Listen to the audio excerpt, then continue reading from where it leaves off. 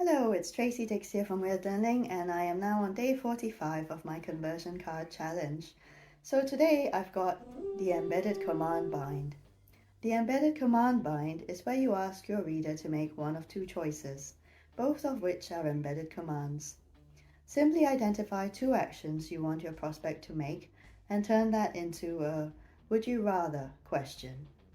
Formula: would you rather or like to, embedded command 1 or embedded command 2. Example in action: would you like to invest with a payment plan or save and pay in full?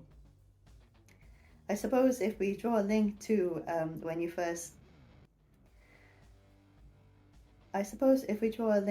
students are first starting uni, you could apply the example in action to something like, would you like to join a sports club or a society? So today I'm going to apply the card slightly differently. So previously, whenever there is a you in one of James Wedmore's cards, I've tended to say, well, think of that you as the person you're addressing in your essay writing. Today I'm going to apply it to you. And it would be worth thinking about this command bind and the two options in terms of the directions you might be considering when you're approaching an assignment. So whether it's an undergrad essay, formative, summative, or when you get to your final year and you want to work on a dissertation, and you're kind of mulling over the choices and different directions that you might like to take.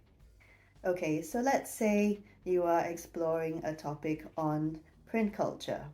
Would you like to explore the breadth of this topic, so the breadth of print culture, or would you like to explore the depth of it? So in terms of breadth, you would probably like to think of a date range in which you would like to explore print culture during a certain period. Bear in mind though that because this means a broad study, it does mean that you probably wouldn't be able to kind of go into aspects of print culture in a lot of detail, but you would be kind of summarizing key trends over different periods in time. And the thing I'd like to just encourage you to watch out for is to kind of assume certain generalizations. So when we're kind of looking at history, it can be kind of tempting to assume that, what goes on in a decade is sort of all the same. But, for example, think about the pandemic. So 2020 was a very different year from the year before that. And so things can change a lot in quite short periods of time. But if you don't have the space to go in, very deep discussions, which you wouldn't if you want to think of the breadth of the entire period of print culture to the modern day, because it's still going on now, then you probably wouldn't be able to focus on, certain patterns in particular years, but you might just want to kind of draw out key themes, like over specific periods in time that have shaped print culture, for example. So if you choose to look at print culture in terms of the depth of it, then you might want to focus on very specific areas. So for example, it could be a narrower period of time, or it could be particular aspects. So you might want to look at print culture in a specific country or a specific area. Perhaps if the area was very well known for being prolific in terms of printmaking, then that might be of particular interest.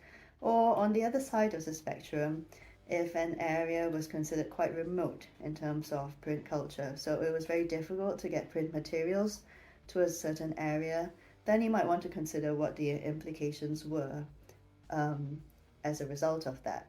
It would be a more unconventional route to take, but probably quite interesting nonetheless.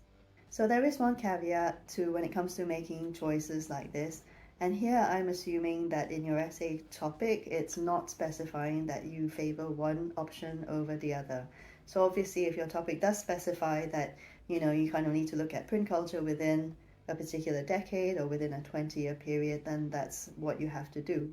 And in some ways, that can be a good thing because that choice is taken away from you, so you don't really have to expend mental energy on making those decisions, and you can just go ahead and start to explore that area. But otherwise, if the question doesn't specify, then you would be free to choose whichever direction you want to take. So in the case of today's card, the person who is prompting, would you rather like to do this or this, would probably be your tutor, guiding you along to make those choices if you were to approach them by saying, well, I don't really know where to start with this essay topic. They'll probably explore a few options with you and then say, now, is there any specific area that kind of captures your imagination, particularly that you would be passionate about pursuing further? Okay, so that's all for today. Thank you, and do subscribe and follow along for day 46 tomorrow.